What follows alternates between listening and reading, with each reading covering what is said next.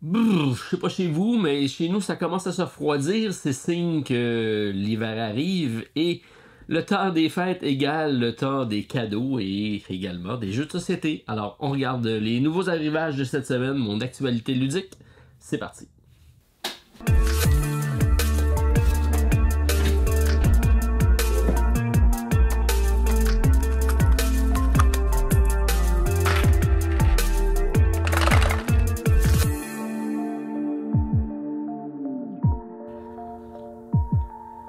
Bonjour tout le monde, très content de vous retrouver en ce samedi matin si vous l'écoutez lors de l'apparition de la vidéo. Partagez café, petit déjeuner en votre compagnie. Normalement, je parle de la prime aux chats. Cette semaine, je vais y aller avec les chiens. J'ai toujours eu un petit faible pour les chiens, donc c'est un débat chien-chat. Je vous laisse répondre en commentaire de quel clan vous êtes. Qu'est-ce qu'on a cette semaine? Ben, on a plein de choses. On a quelques nouveautés qui sont arrivées, des projets aussi également qu'on attendait depuis longtemps. Mais je vais commencer par mon podcast, donc de l'autre côté du plateau, en compagnie de mon ami Martin Lafrenière de la Zone Jeux de Société. Cette semaine, c'était critiques de jeux et on a amené sur le sujet, est-ce que les critiques de jeux sont trop complaisantes avec les notes qu'on donne par rapport aux jeux? Puis je me suis aperçu qu'effectivement, tous mes notes se situaient entre 6 et 9.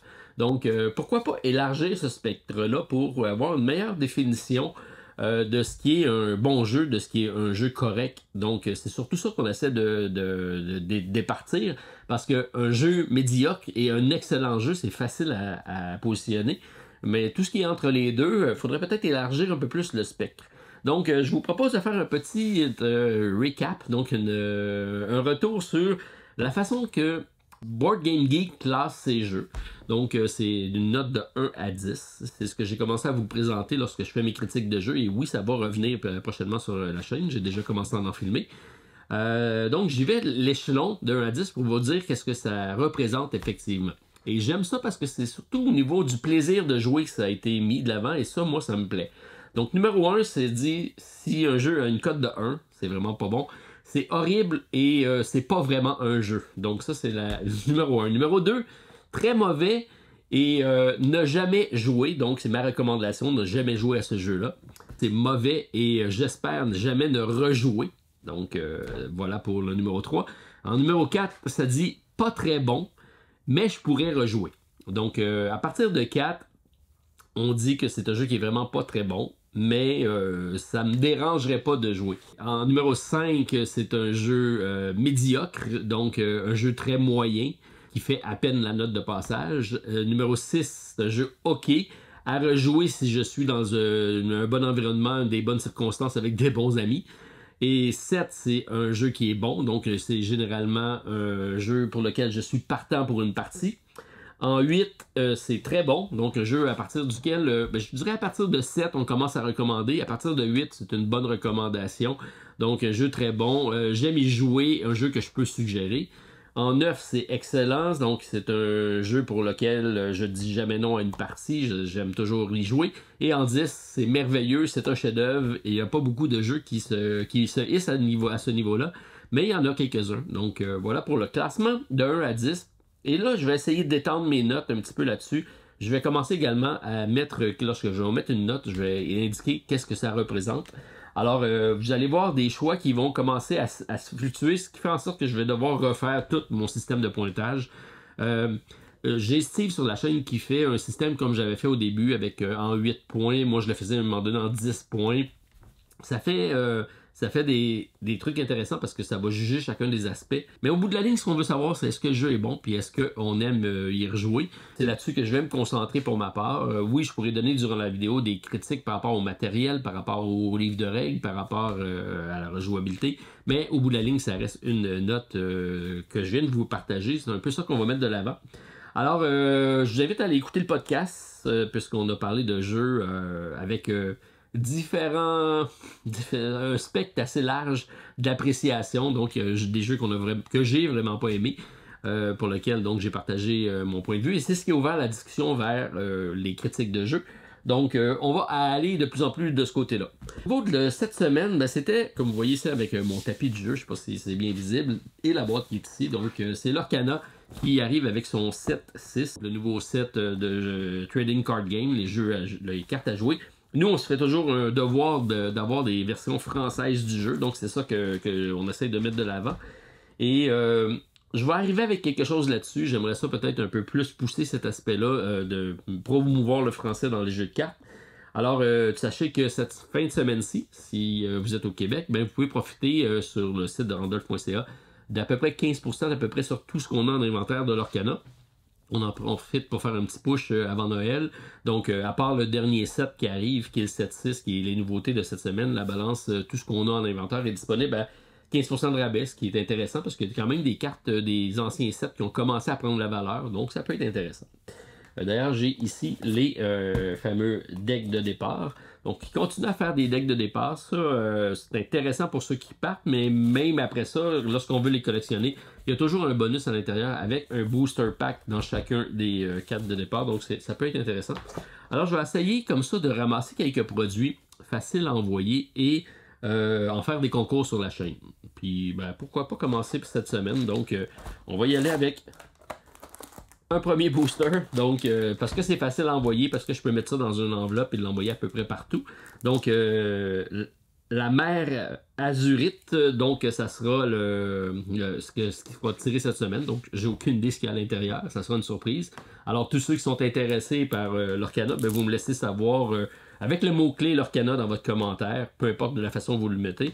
Et je ferai un petit tirage, j'enverrai un booster comme ça à la personne gagnante. Je vais essayer d'en faire un peu plus souvent parce que je sais que vous aimez ça des concours, c'est toujours agréable. Réception de cette semaine, on va commencer pour dire qu'on a reçu finalement nos copies de les belles petites boîtes qui sont ici, Very Badland, qui est, comme je l'avais présenté, un peu la modernisation du jeu Passe à l'As.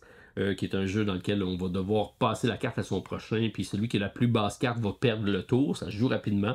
On incarne des dinosaures qui ont des vies et ont des pouvoirs, et les pouvoirs vont aller changer la façon de jouer, puis les cartes ont des effets chaotiques.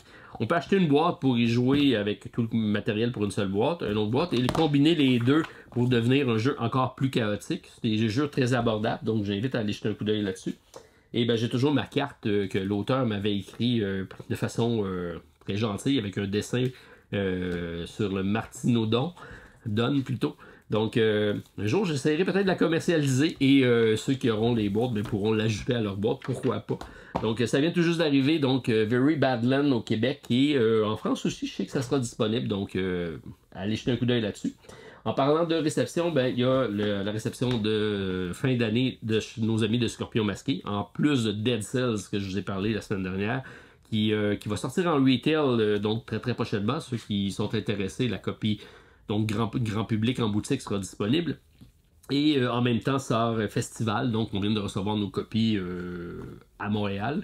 En parlant de Montréal, ben, c'est une des villes qui est disponible pour faire des feux d'artifice, donc c'est un jeu de placement de repêchage, de placement de tuiles pour faire un pattern building, pour faire différents contrats. Un jeu qui se joue très rapidement, malgré tout bien stratégique, aussi bon à 2 joueurs qu'à 4 joueurs. Donc c'est un 2 à 4 joueurs.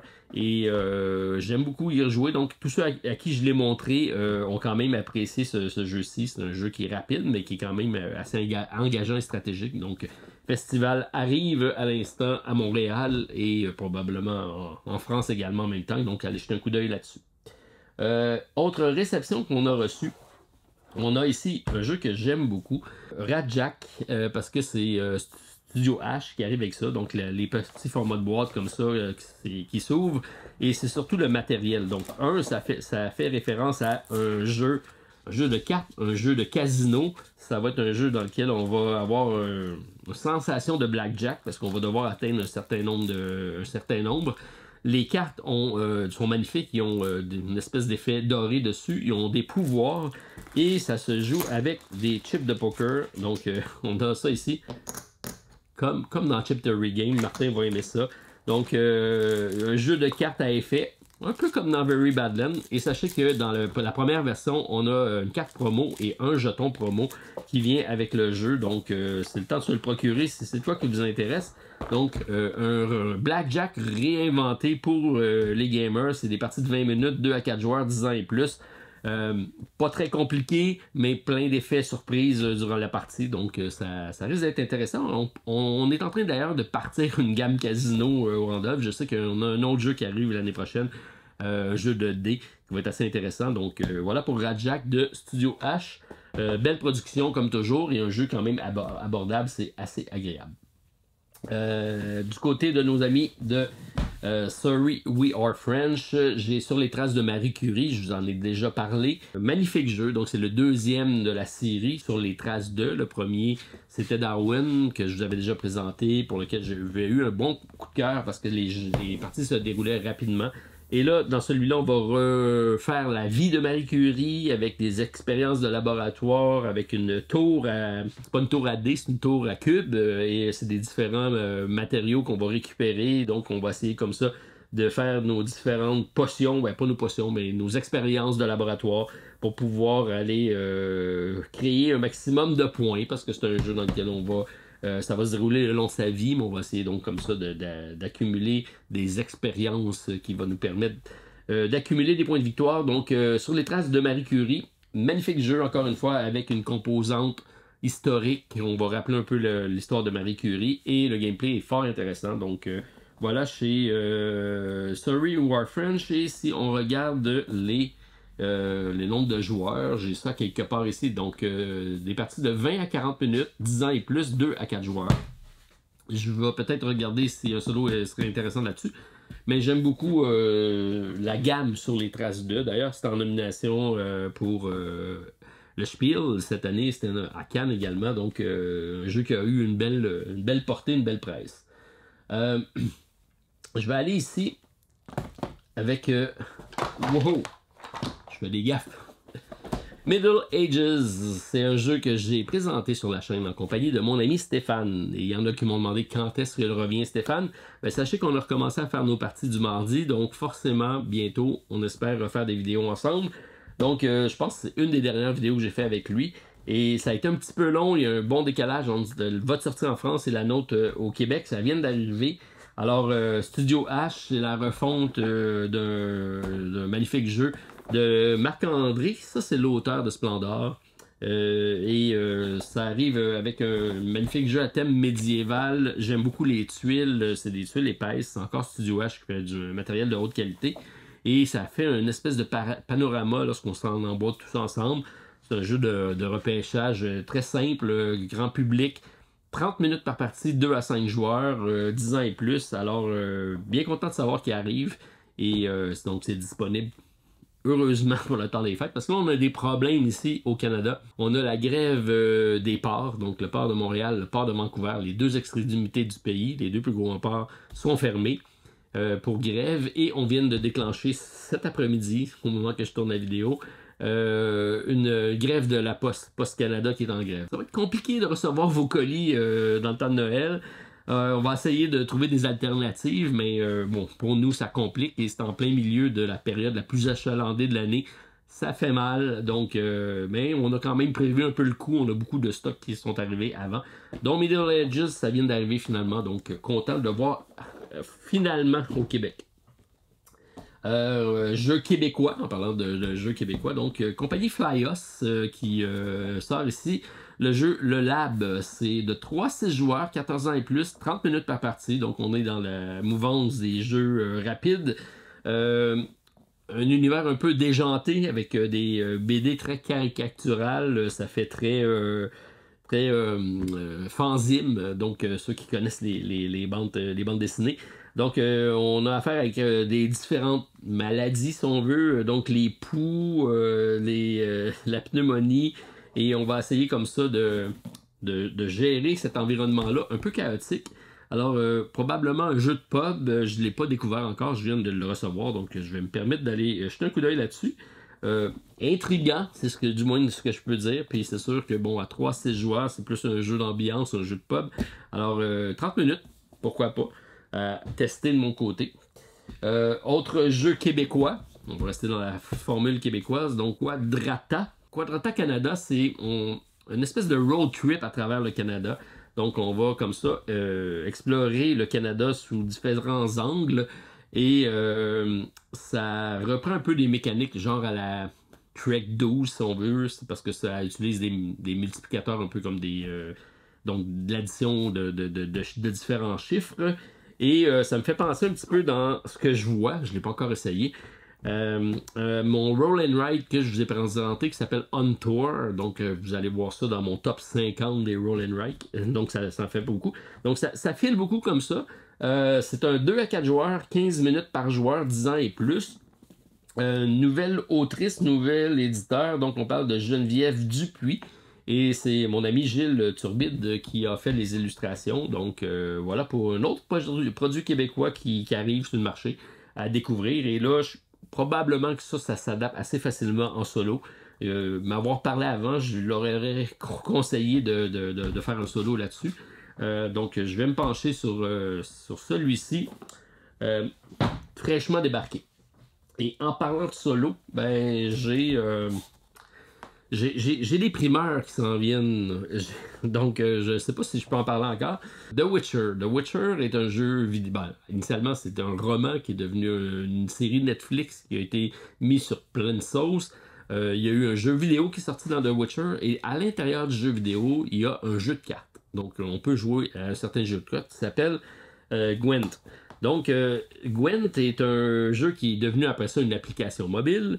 Et pour l'anniversaire de Witcher, la franchise et Gwent, il y a eu des jeux de cartes donc, qui ont été physiquement produits en quantité limitée par la compagnie pour jouer physiquement au jeu de cartes, un jeu d'affrontement, 2 joueurs. Et on est en train de regarder, je dis on parce que c'est quelqu'un qui est venu me présenter le projet, c'est pas moi directement, c'est Paul Randolph, c'est une compagnie externe, je vais leur laisser faire leur présentation le temps venu, mais on travaille là-dessus pour remettre ça sur le marché. Donc je suis curieux de savoir ceux qui connaissent l'environnement de Gwen, puis comment vous aimez ça. Ce que j'en ai vu, je l'ai essayé pour la première fois cette semaine, et c'est bien parce que c'est pas un jeu avec beaucoup d'effets et d'écriture sur les cartes, donc c'est un jeu qui se joue très rapidement. Ça j'aime ça, donc partie rapide et beaucoup de types de cartes variables et on passe pas à travers tout le paquet, donc ça fait en sorte qu'il y a beaucoup de rejouabilité et il y a 5 peuples qu'on peut incarner dans celui-là, donc intéressant. Je me pose la question à savoir si un solo était possible, donc c'est dans mon plan de travail, je vais commencer à regarder ça avec intérêt. Oltré, finalement c'est un spécial Studio H cette semaine, donc on vient de recevoir le dernier récit de Oltré qui est Monture et Destrier, donc de nouvelles aventures cartes qu'on peut ajouter dans la boîte de base qui est la grosse boîte ici Oltré. Un jeu assez familial qui est facile à prendre en main mais qui a une belle trame narrative variable avec différents types de cartes. Donc celui-ci ajoute 3 nouvelles chroniques, 10 nouveaux événements et 20 péripéties qu'on peut combiner dans la boîte ici et on peut mixer avec les différentes aventures. Donc je pense que c'est la deuxième extension. La première c'était Mort et Vivant ou Mort ou Vivant comme ça. Et celle-ci donc qui vient d'arriver. Sachez que je me permets de faire un deuxième concours aujourd'hui. Je me sens généreux. Donc Oltré, si c'est de quoi qui vous intéresse, donc l'extension qui est ici. Malheureusement, ça va être juste pour le Québec. Parce que quoi que je pourrais demander à mon ami Hicham s'il serait. Ouais, bon, pourquoi pas. On va voir qu'est-ce qu'il dira. Donc, si je ferai un gagnant, on verra. Si c'est au Québec, c'est moi qui l'enverra. Si c'est en Europe, je demanderai à mon ami Hicham de Studio H si il peut vous accommoder. Donc, ceux qui sont intéressés par Oltré, ben, je vous invite à me partager en commentaire une des histoires, une des chroniques donc qui est disponible dans la boîte de base ou dans les différentes extensions. Je vous laisse faire un peu de recherche, je vous fais travailler un peu et ça va être facile à trouver. Donc juste me mentionner le titre dans votre commentaire et ça sera éligible pour le tirage de la semaine prochaine, j'espère. Donc voilà pour la nouvelle sortie des récits de Oltré. Et finalement, expérience ludique, mon ami Martin, dans l'épisode du podcast cette semaine, me parlait de Clank Catacomb. Moi, je suis en train de faire le Legacy avec mon ami Stéphane et Ludovic, qu'on a beaucoup de plaisir à retourner jouer à Clank. Et moi, c'est un jeu que j'aime beaucoup. Paul Damon, c'est un auteur que j'apprécie. C'est des jeux de deck building avec des jeux de course. Quoi demander de plus pour moi? Donc, je m'étais procuré la version française chez Hurry Game. Je n'avais pas encore testé jusqu'à temps que Martin me dise dans le podcast. Mais tu sais, Martin, l'application de Direwolf permet de jouer en solo. Je dis, ah bon. Et là, ça a pris ni une ni deux, donc j'ai sorti ma copie, je l'ai dépunché, je me suis installé, et en plus, c'est en mode campagne. C'est génial, donc on met ça sur la table, on a toutes les références de Clank. Je dirais que parce qu'il y a eu plusieurs versions de Clank, là. Clank, Clank in Space, il y a le Legacy, il y en a eu d'autres, et à chaque étape, on rajoutait des trucs intéressants. C'est probablement la copie la plus évoluée, parce que tous les bons coups, on les retrouve à l'intérieur de cette version-ci. En plus, la map se compose avec des tuiles qu'on va découvrir, donc ça fait en sorte qu'on est toujours un peu de stress encore plus grand à cause que, bon, on se rappelle qu'il y a le dragon dans Clank, et comme là on a des objectifs, surtout avec l'application, à aller faire avant de pouvoir ressortir du donjon, ça fait en sorte que la pression est présente, et en plus l'application nous fait retourner des tuiles, donc des tuiles qui vont s'anéantir, qui vont disparaître, et là ça devient de plus en plus complexe. Bref, beaucoup aimé redécouvrir Clank dans sa mouture de catacombe, donc c'est une recommandation pour ma part. C'est une copie que j'avais pris chez mon ami JP de la boutique La Pioche, donc j'invite à aller jeter un coup d'œil, peut-être qu'il en reste à la boutique La Pioche. C'est un jeu que j'aime beaucoup, donc je vous reviendrai avec une critique éventuellement, puis qui sait quelle sera la note que j'y réserverai. Alors voilà pour ce que j'ai sur le programme cette semaine. Donc j'attends de vous lire pour savoir comment se passe votre week-end ludique. Si vous participez à un des deux concours, ben, je vous invite à commenter en parlant de l'Orcana ou d'un des récits de Holtré. Puis on fera le tirage la semaine prochaine. Et sinon, ben, n'hésitez pas à me dire à quoi vous jouez ce week-end. Je suis toujours curieux de partager ça avec vous. En plus de mon café du matin. Donc, bonne fin de semaine ludique à tous. On se revoit bientôt. Bye.